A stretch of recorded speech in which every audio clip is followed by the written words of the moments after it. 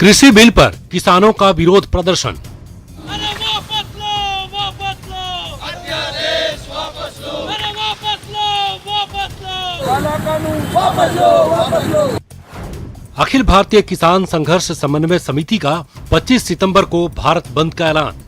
BJP हाय हाय, BJP हाय हाय, किसान विरोधी काला कानून वापस लो, वापस लो। प्रदेश में कांग्रेस का हल्ला बोल। इनसे पूरी की पूरी हिंदुस्तान की अर्थव्यवस्था, केवल किसान ही नहीं, मजदूर मरेगा, आम उपभोक्ता मरेगा। शहर शहर में मंडियों में रही तालाबंदी।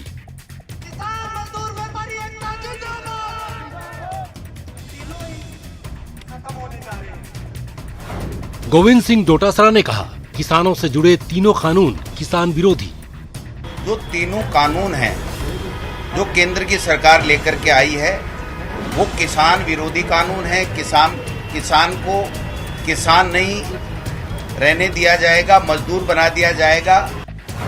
मंत्री हरीश चौधरी का आरोप, बीजेपी खत्म कर रही है मंडियों की व्यवस्था। तो किसान को मजदूर नहीं, उससे भी बदतर स्थिति में लाने की आप कोशिश कर रहे हो।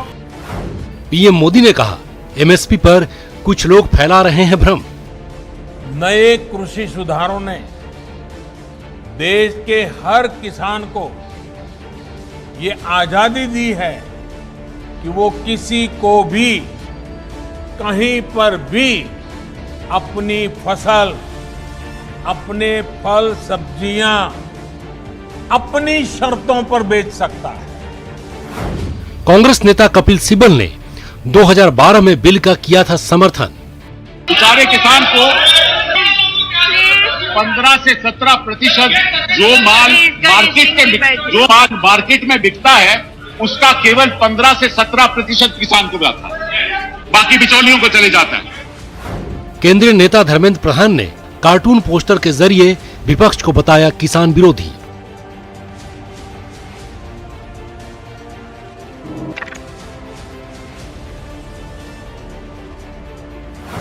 अन्नदाता से छल।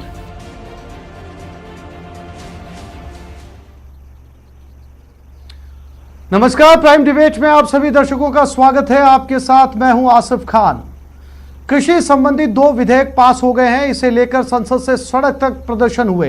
विपक्ष हमलावर है। कई राज्यों में किसान बड़ी संख्या में सड़कों पर उतर आए हैं। राजस्थान में कांग्रेस ने बिल के विरोध में प्रदर्शन किया। वहीं बीजेपी नेता गुलाब चंद कटारिया ने कहा कि प्रधानमंत्री ने साल 2022 तक किसानों की आय दोगुनी करने का काम किया है। कटारिया ने कांग्रेस से पूछा कि इस कानून से किसानों को क्या नुकसान होगा, क्या कुछ होगा इस बिल से। करेंगे बहस। हमारे साथ एक पैनल जुड़ चुका है, लेकिन उससे पहले प्राइम सवाल।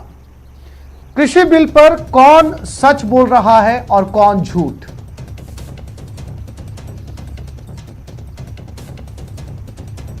किसानों के अगर सभी हितैषी हैं तो फिर सियासत कौन कर रहा है?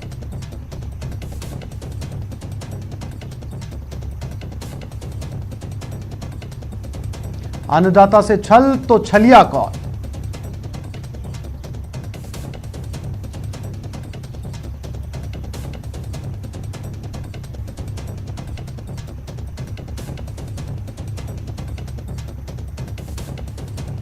तो कृषि बिल को लेकर पूरे देश में इस समय सियासत उफान पर है। लगभग सभी विपक्षी दल इस बिल की डिमेरिट्स गिनाने में लगे हैं, जबकि सरकार यह भरोसा दिला रही है कि इस बिल से किसानों का फायदा होगा। हमारे साथ पूरा पैनल जुड़ चुका है, उनसे समझेंगे, जानने की कोशिश करेंगे कि आखिर इस बिल में क्या कुछ कमियां हैं और उसके क्या फायदे हैं। क्या किसानों तक ये पूरा मैसेज गया है या वाकई इस पूरे बिल के ऊपर सियासत की जा रही है। हरीश चौधरी साहब कांग्रेस से हमारे साथ जुड़ गए। राजस्व मंत्री अनीता भदेल बीजेपी से हमारे साथ जुड़ी हुई हैं। भूराराम चौधरी कृषि विशेषज्ञ हैं और अमराराम जी सीपीएम नेता हमारे साथ इस वक्त जुड़े हुए हैं। मेरा सबसे पहला सवाल हरीश जी आपसे है, चूंकि आप मुख्य विपक्षी दल हैं और लगातार इस बिल का विरोध किया जा रहा है। आज भी आपने लगभग सभी जिलों के अंदर विरोध प्रदर्शन किया और ज्ञापन सौंपे। कौन से वो ऐसे बिंदु हैं जिनसे आप असहमत हैं? आपको लगता है कि ये बिल जो है वो किसानों के हित में नहीं है? हरीश जी, मेरी आवाज मिल रही है आपको? हरीश जी, मुझे सुन पा रहे हैं आप?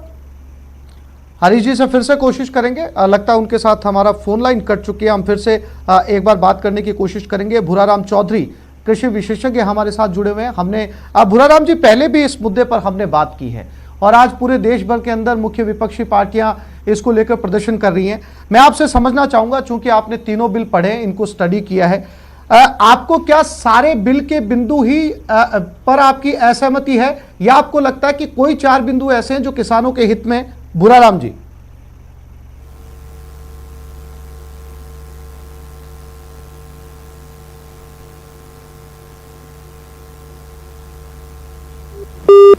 भूराराम जी, मेरी आवाज मिल रही है आपको?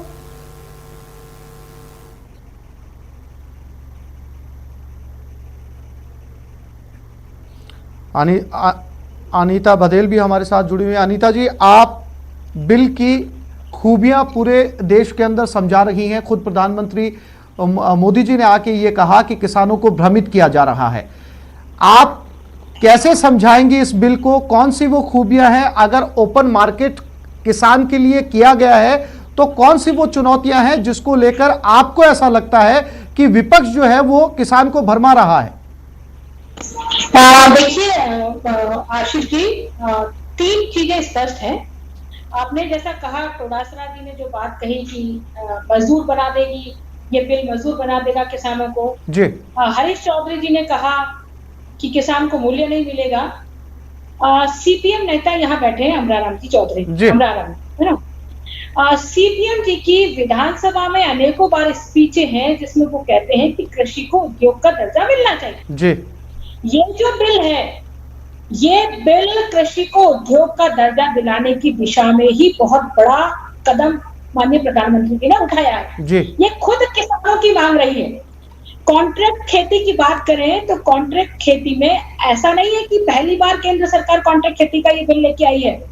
अनेकों राज्यों में भी पहले से ही कॉन्ट्रैक्ट खेती होती आई है और अभी जो केंद्र सरकार ये बिल लेकर के आई है, इस बिल में जिस प्रकार के कॉन्ट्रैक्ट की बात कही गई है उसमें किसी भी पक्ष को देख लें आप, चाहे उपज से पहले कॉन्ट्रैक्ट के मूल्य निर्धारण को देख लें या उपज के बाद में जो कॉन्ट्रैक्ट में मूल्य निर्धारित किया गया है उसके बाद में भी मार्केट में मूल्य अधिक है, तो उस स्थिति में भी किसान को अधिक मूल्य पर स्वतंत्रता मिली है कि वो अधिक मूल्य पर उस कॉन्ट्रैक्ट वाले व्यक्ति को ना बेच करके किसी दूसरे व्यक्ति को भी बेच सकता है अपनी उपज। ये इतना बड़ा गेम चेंज इस एक्ट के माध्यम से किसान को सपोर्ट किया जा रहा है। तीसरा जो भ्रम फैलाने की कोशिश की जा रही है वो भ्रम एमएसपी को लेकर के, मिनिमम सपोर्ट प्राइस को लेकर के। तो मैं इतना निवेदन करना चाहती हूँ, जब देश के प्रधानमंत्री जी ने ये बात कह दी है कि हम मिनिमम सपोर्ट प्राइस पर फसलों को खरीदेंगे और इस साल की जो इस सीजन की जो फसल है उसके लिए भी मिनिमम सपोर्ट प्राइस की उन्होंने बात कह दी है, उन्होंने ऑर्डर जारी कर दिए, तो इसके बाद में कोई भ्रम रह ही नहीं जाता है। दूसरी बात है, कमोडिटी जो भी जितनी भी कृषि की चीज है उनको आपको जो खुला मार्केट है, पहले 1955 में ये एक्ट बना, उस 1955 में जब ये एक्ट बना था उस समय हिंदुस्तान में जितनी भी जिनसें होती थी उतनी अच्छी मात्रा में उपज नहीं होती थी उनकी, वो सरप्लस नहीं थी, कमी होती थी, इसलिए ये एक्ट बना था। लेकिन आज की तारीख में कृषि की जितनी भी जिनसें हैं वो हिंदुस्तान में सरप्लस मात्रा में उपज हो रहा है, बिल्कुल मतलब ये कह सकते हैं कि अथाह भंडार के साथ में हमारे यहाँ उपज हो रही है। ऐसी स्थिति में मार्केट को खोल देना चाहिए क्योंकि आज की परिस्थितियां बदली हुई परिस्थितियां, और ये नहीं कहा गया है एक्ट में कि कभी भी ये लागू नहीं होंगी। ठीक है अनीता जी, बदली हुई परिस्थितियां हैं इसलिए किसानों को अब ज्यादा फायदा मिलेगा, फसलें भी सरप्लस हो रही हैं। भूराराम जी, मैं एक बार फिर से आऊंगा आपके पास में, आपके साथ बातचीत का तारतम्य टूट गया था। आपको मेरी आवाज मिल रही है भूराराम जी? हाँ, आवाज आ रही है आसिफ साहब, आवाज आ रही है, आवाज आ रही है, मुझे अच्छी तरह आवाज आ रही है आपकी। भूराराम जी, हमने पहले भी इस मुद्दे पर डिस्कस किया था और आपने इस बिल को अब तक पूरे तीनों बिलों का आपने स्टडी किया होगा। आपने कहा कि बिल के अंदर कई खामियां हैं। चूंकि आपने पूरा बिल पढ़ा है तो आप ये कह सकते हैं कोई 4 ऐसी बातें जो आपको लगता हो कि ये किसानों के लिए फायदेमंद साबित होंगी, या आपको पूरा बिल ही जो है वो उसमें डिमेरिट नजर आ रही है? देखिए, ऐसा है कि जो तीनों बिल है उसमें से पहला बिल अपन को इसको संक्षेप में कह सकते हैं पीएफ यानी प्रमोशन एंड फैसिलिटी, जिसको ये लोग कहते हैं भारत सरकार कह रही है कि हमने किसानों को ये फैसिलिटी दे दी कि वो अपने अनाज को, फसल को अपने गांव में भी बेच सकते हैं, अपने खेत में भी बेच सकते हैं। कोई व्यापारी जाकर के वहां उनकी फसल को ले सकता है। तो मेरे समझ में ये नहीं आ रहा है कि ये कोई नई बात तो है नहीं, इसको क्यों बार बार रिपीट किया जा रहा है। आज भी मैं राजस्थान के उदाहरण आपको देना चाहूंगा कि हमारे राजस्थान के अंदर बाड़मेर, जैसलमेर, जोधपुर, नागौर आदि जिलों के अंदर जीरा और इसबगोल बोई जाती है। यहाँ के किसान बाकायदा अपनी गिरदावरी साथ लेकर के ऊंझा मंडी जो है मेहसाना के पास गुजरात में, वहां जाके बेच के आते हैं। इसी तरह से सरसों प्रोडक्शन एरिया हमारा भरतपुर है, धौलपुर है, करौली है, अलवर है, वहां के किसान मथुरा के अंदर जो सरसों की मंडी है वहां गिरदावरी ले जाते हैं, अपनी फसल बेच के आ जाते हैं। कोई तकलीफ ही नहीं है इसके अंदर। इनका जो बुराराम जी मेरा सवाल मैं फिर से दोहराता हूं आपसे। बुराराम जी, ये आपने पहले वाले डिस्कशन में भी बताया था। मेरा सवाल फिर से आपसे, चूंकि आप यहां पर स्टूडियो के अंदर इस डिबेट के अंदर बतौर कृषि विशेषज्ञ बैठे हैं, मैं समझना ये चाहता हूं आपसे। ठीक है, आपने बहुत सारी डिमेरिट्स गिनाई हैं, लेकिन मैं आपसे ये समझना चाहता हूं बतौर कृषि विशेषज्ञ, मैं बार बार इस बात पर जोर दे रहा हूं, आपको चंद बातें, 4 बातें, 2 बातें अच्छी भी तो लगी होंगी इस बिल की। देखिए, ऐसा है कि हमको तो सच पूछो तो कोई बात अच्छी लगी नहीं। हाँ ठीक है, आंशिक रूप से ये मैं कह सकता हूँ कि पहले व्यापारी, लाइसेंस शुदा व्यापारी था, वो मंडी के अंदर जो है फसल को खरीद सकता था। अब जो है पैन नंबर के आधार पर जाकर के गाँव के अंदर जो है वो फसल को खरीद सकता है। इसके अलावा और किसी तरह का फायदा मुझे लगता नहीं है इसके अंदर। अब उसका क्या, ठीक है बुराराम जी, मैं फिर से लौटता हूँ आपके पास में। हरीश चौधरी साहब के पास में चलते हैं। हरीश जी से कनेक्शन टूट गया था, एक बार फिर से कोशिश करते हैं उनसे बात करने की। हरीश जी, मेरी आवाज मिल रही है आपको? हाँ, मिल रही है आपकी आवाज, स्पष्ट मिल रही है। हरीश जी, मुझे सुन पा रहे हैं आप? हरीश जी, मुद्दा यह है कि कृषि बिल को लेकर तमाम विपक्षी पार्टियां, मुख्य तौर पर आपकी मुख्य विपक्षी पार्टी कांग्रेस इसको लेकर विरोध कर रही है। आपने देश भर के अंदर, आज राजस्थान के अंदर भी ज्ञापन सौंपे हैं इसको लेकर। इख्तिलाफ किस चीज का है, विरोध किस चीज का, असहमति किस बात की है आपको? कौन से ऐसे मुद्दे हैं जिनसे आप असहमत हैं? एमएसपी का मुद्दा है, या किसानों के लिए ओपन मार्केट आपको जो है वो सूट नहीं कर रहा? अगर ओपन मार्केट आपको सूट नहीं कर रहा तो बहुत पहले कपिल सिब्बल साहब ने संसद के अंदर ओपन मार्केट के फायदे समझाए थे। अगर आप कपिल सिब्बल की बात को सुनना चाहें, हमारे पास इस वक्त उनकी बाइट मौजूद है। सबसे पहले मैं उनकी बाइट सुनाता हूं आपको। अगर आप टीवी देख पा रहे हैं तो उन्हें देख भी पाएंगे, सुन भी पाएंगे। मैं अपने पैनल से गुजारिश करूंगा कि वो बाइट सुनाई जाए जो हरीश चौधरी साहब को, जिसमें कपिल सिब्बल साहब ने यह कहा था कि ओपन मार्केट के कितने फायदे हैं किसानों के लिए। जब किसान बोता है और बेचना जाता है तो उसके पास कोई मार्केट नहीं है, उसको मालूम नहीं किस मार्केट में जाना है। अगर मंडी जाता है तो 35 से 40% सामान खराब हो जाता है। और इस बीच में 8 लोग कमीशन एजेंट होते हैं, बीच में 8 कमीशन एजेंट बिचौलिए। और ये स्टडीज की गई हैं और मेरे पास आने हैं कि बेचारे किसान को 15 से 17% जो माल मार्केट में बिकता है उसका केवल 15 से 17% किसान को जाता है, बाकी बिचौलियों को चले जाता है। तो आप विपक्ष के नेता और विपक्ष दलों को यह तय करना है कि वो किसान के साथ हैं या बिचौलिए के साथ। ठीक है हरीश जी, कपिल सिब्बल साहब आप ही के नेता हैं और यही बात जो कपिल सिब्बल साहब ने कही, यही बात जो है अब केंद्र सरकार कह रही है। मैं एक बार फिर से रिपीट भी कर देता हूं। उन्होंने कहा कि जब किसान मंडी जाता है तो 35 से 40% सामान उसका खराब हो जाता है या खत्म हो जाता है और 8 बिचौलिए उसको वहां पर मिलते हैं। इसी ओपन मार्केट की बात तो कर रही है सरकार, आपत्ति कहां है आपको?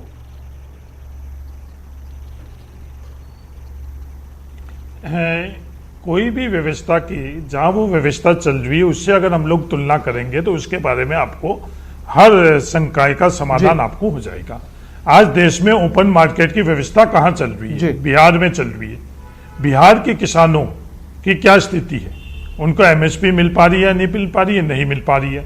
वो अपने खुद के धान, फल, सब्जी बिहार में बेचने की जगह कहां बाहर ले जाकर बेच रहे हैं वो भी हम लोगों को सबको अच्छी तरह से पता है। बिहार के अंदर किसानों की स्थिति 2006 से जो ओपन मार्केट की ये बात कर रहे हैं उसके बाद से सुधार हुई या उसमें गिरावट आई है? 2019 के अंदर अध्ययन किया गया, उसके अंदर स्पष्ट तौर पर हुआ क्योंकि खरीद नहीं होने के कारण स्थितियां बद से बदतर हुई है। अगर हम पूरे विश्व के अंदर देखें तो ये ओपन मार्केट की व्यवस्था 70 साल पहले अमेरिका के अंदर हुई है। आज अमेरिका के किसानों की स्थिति ठीक हुई या नहीं हुई? आप लोग ये बात करोगे कि वहाँ कृषि में जो एग्रीकल्चर सेक्टर है उसकी ठीक हुई, वो ठीक क्यों हुई? किसान की स्थिति ठीक नहीं हुई, एग्रीकल्चर सेक्टर की ठीक हुई। इसके अंदर भी अंतर आपको देखना पड़ेगा। आज वहाँ अमेरिकन गवर्नमेंट कितनी सब्सिडी दे रही है और भारत की सरकार कितनी सब्सिडी दे रही है और कितनी दे पाएगी? औसतन हम लोगों के यहाँ एक किसान को 15,000 रुपए से कम की सब्सिडी मिल रही है। अमेरिका के अंदर वो सब्सिडी 44 लाख, कितनी? 44 लाख। आज यूरोप के अंदर आज वो एक्सपोर्ट करते हैं, उसके ऊपर उनको सब्सिडीज मिल रही है। $250 मिलियन यूरोप सब्सिडी दे रहे हैं अपने किसानों को जो एक्सपोर्ट कर रहे हैं। हम लोग दे पाएंगे या नहीं दे पाएंगे? नहीं तो दे रहे और नहीं दे पाएंगे, ये सच्चाई हम लोगों को समझनी पड़ेगी। ठीक आज है, जब हम ठीक लोग है। ये जो MSP बिल के माध्यम से ठीक है, व्यवस्था कर रहे हैं, आप ये कहना चाह रहे हैं ना, आप ये मानेंगे ना कि आपकी असहमति सरकार से पहले कपिल सिब्बल साहब के साथ है। आप ये कह रहे हैं ना कि ये एमएसपी की बात जो है, ओपन मार्केट की बात जो है, सरकार के साथ आपकी असहमति बात में आप ही के नेता है कपिल सिब्बल साहब। ये किस संदर्भ में बोला? देखो, मैं आपसे मैं निवेदन करना चाहता हूं। मेरे सहयोगी है कपिल सिब्बल साहब, मेरे सहयोगी है, लोकसभा में हम लोग साथ भी रहे हैं। नेता और सहयोगी के अंदर अंतर रहता है जी, ठीक है ना? तो ये जो बात कर रहे हो किस संदर्भ में करी? रघुराम राजन जो हमारे आरबीआई के पूर्व अध्यक्ष थे, उन्होंने क्या बात की? क्या पूरा का पूरा संवाद बिना संदर्भ अगर आप लोग कोट करोगे तो संवाद ही हम समाज में खत्म हो जाएगा। इन्होंने किस संदर्भ में यह बात की? वो संदर्भ पूरी तरह से नहीं तो मेरे पास है, नहीं पब्लिक डोमेन में, नहीं आपके चैनल ने बताया, तो उन्होंने किस संदर्भ में बोला?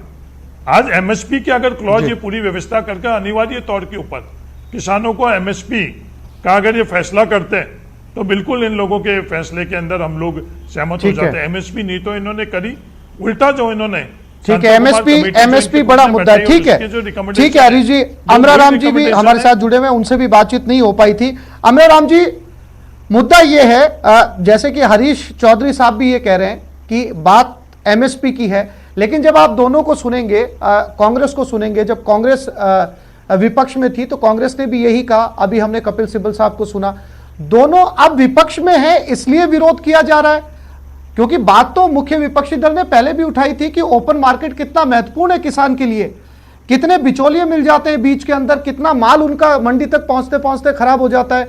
अब ऐसे में क्या वाकई ये सियासत है या किसानों के लिए कोई समाधान ढूंढा जा रहा है, या इसमें भी जो है वो अपने लिए वोट बैंक कहीं ना कहीं नजर आ रहा है? अमरा राम जी,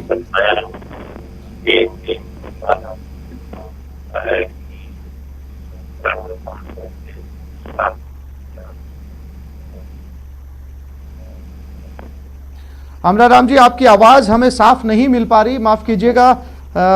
एक बार फिर से जो है वो भूरा राम जी के पास चलते हैं। भूरा राम जी, आपने डिस्कशन सुना, अनीता जी ने भी जो कुछ कहा, आपने हरीश जी को भी सुना, लेकिन अब सवाल ये उठता है भूरा राम जी कि आखिर इस मुद्दे के ऊपर अन्नदाता से अगर वाकई छल किया जा रहा है तो छलिया है कौन?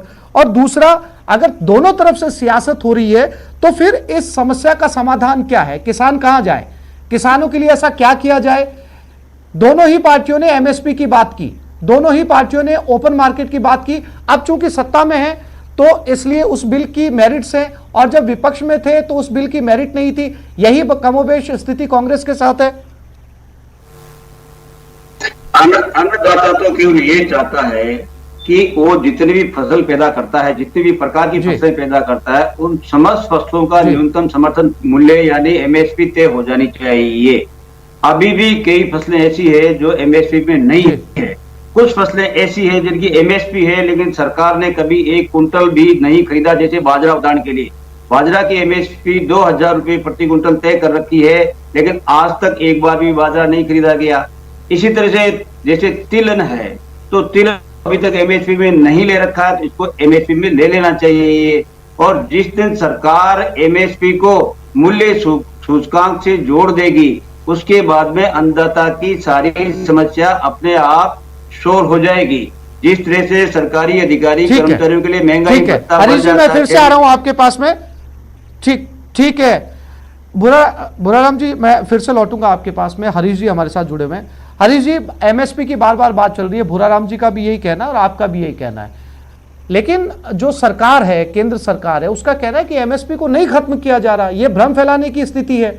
जब एमएसपी को खत्म नहीं किया जा रहा तो मुद्दा कहां बचता है?